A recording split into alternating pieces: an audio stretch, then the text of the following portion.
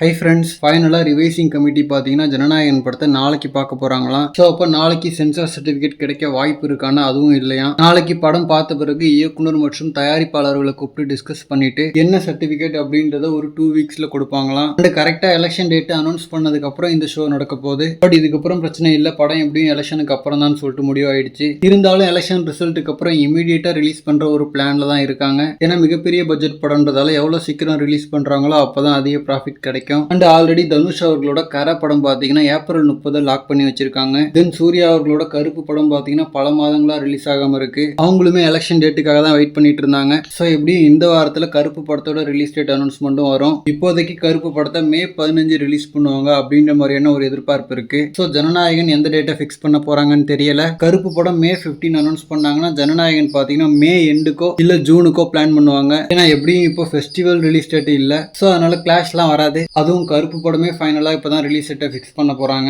So அதனால் அந்த படத்தோட போயிட்டு ஜனநாயகனை கிளாஷ் விட மாட்டாங்க. பட் ஸ்டில் வெயிட் பண்ணி பார்க்கலாம். எப்படியும் கருப்பு படத்தோட ரிலீஸ் டேட் அனௌன்ஸ்மெண்ட் தான் ஃபர்ஸ்ட் வரும். அண்ட் நாளைக்கு ரிவைசிங் கமிட்டி ஜனநாயகன் படம் பார்த்துட்டு என்ன டிசைட் பண்ணாங்க அப்படின்றது ஏதாவது லீக் ஆகுதான்னு பார்க்கலாம். ஓகே ஃப்ரெண்ட்ஸ், இந்த மாதிரி தளபதி பற்றின ஹாட்டான அப்டேட்ஸ்க்கு நம்ம ஜெய் ஃபோர்ட் சேனலை சப்ஸ்கிரைப் பண்ணுங்கள். தேங்க்யூ.